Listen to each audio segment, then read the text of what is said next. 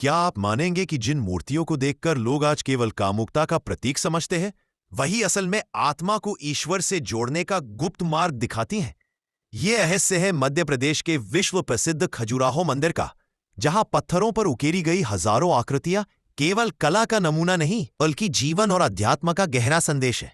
कहते हैं कि खजुराहो की दीवारें हमें ये समझाती हैं कि मनुष्य के भीतर की इच्छाएं और वासनाएं कोई पाप नहीं, बल्कि साधना का पहला पड़ाव है। जब इंसान अपनी सबसे निचली प्रवृत्तियों को पहचानता और उनसे ऊपर उठता है, तभी वह परमात्मा की ओर बढ़ सकता है।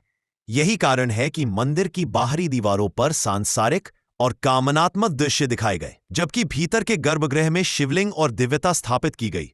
मानो ये संकेत हो कि बाहर की दुनिया में रहकर भी अंततः आत्मा को भीतर के परम सत्य तक पहुंचना है। वास्तुशिल्प की दृष्टि से देखें तो ये मूर्तियां केवल शारीरिक आकर्षण नहीं, बल्कि योग, ध्यान और ऊर्जा के रहस्यों से भी जुड़ी हैं। उनके भाव, भंगिमाएं, मुद्राएं और प्रतीक ये बताती है कि मनुष्य जब अपनी आंतरिक शक्तियों को साध लेता है, तभी सच्चे अर्थों में मुक्ति प्राप्त करता है।